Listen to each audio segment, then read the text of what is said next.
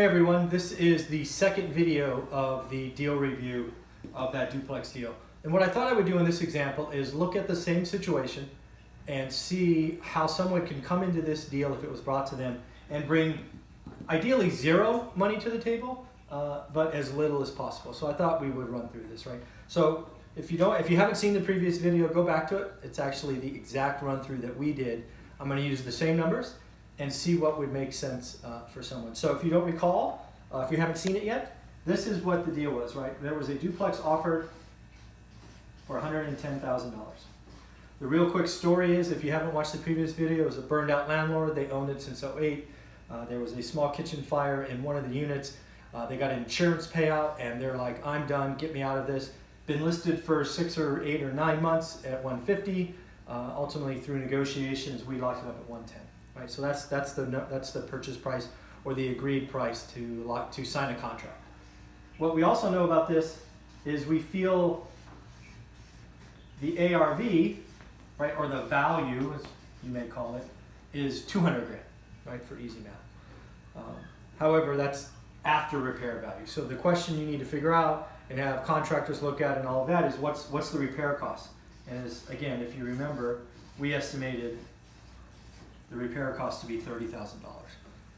So what we're looking at here is a purchase price or a contract price of $110 and a repair cost of $140,000 with a value of $200.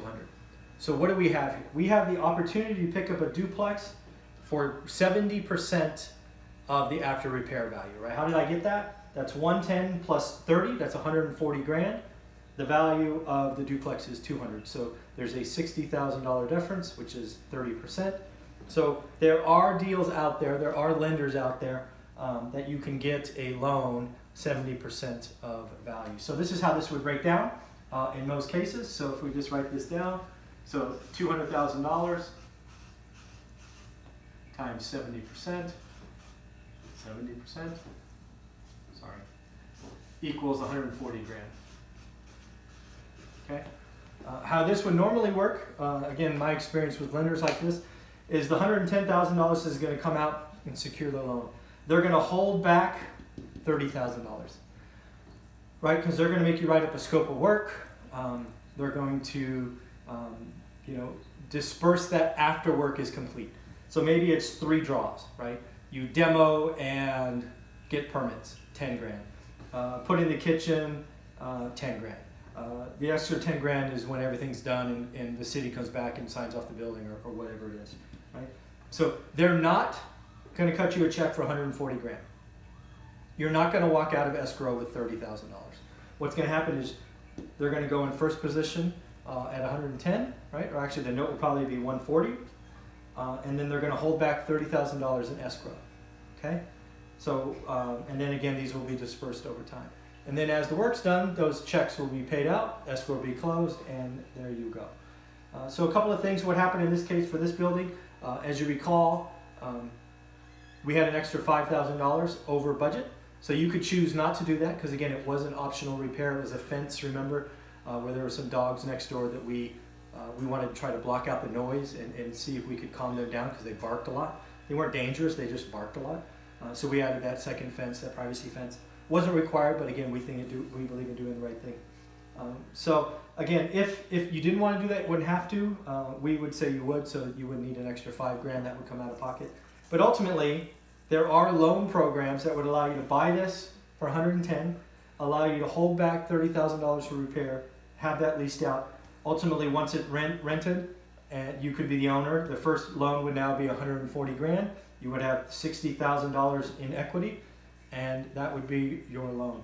So, one thing you could do is you could also do a private money loan, right? You could do a private money loan for 140, still hold this back, and then, maybe on the private money you're paying 12%, really high interest, right? That's maybe $1,400 a month. So you want to get rid of that. What you could then do is once it's rented, is you could go and refi it, hence one of the R's in the BRRRR method, and go get a 6% loan. I did a video today with a lender that goes actually up to 75%. So you can actually pull extra money out if you would like. But again, there are lots of ways to work on a deal, a duplex, that you can secure for 110, has $30,000 in repair, and then is worth 200.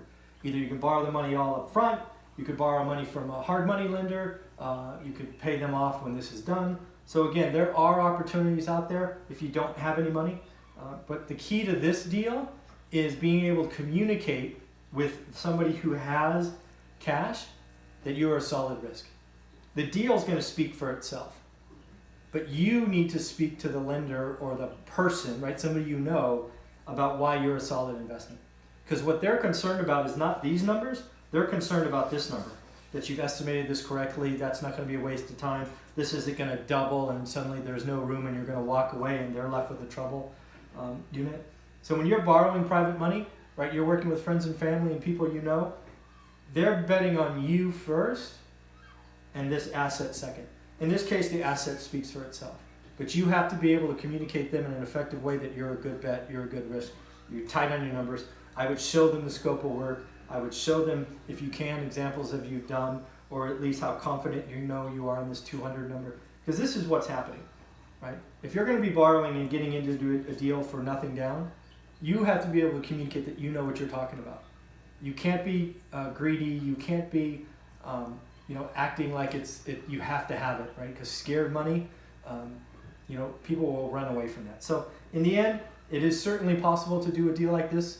This deal would have been very easy to do, in my opinion, with zero down if I chose to cap it. But again, what I did, as you saw, is I did all of this, gave that to a pride of ownership owner, and walked away with a small profit. So in the end, deals like this are certainly possible. The BRRRR method works. I know lots of people adding to their inventory all the time this way, and I think given the way lending is today, I would think doing the BRRRR method is a very good idea and a solid way to take units that need work and add solid rentals to your portfolio. Have a great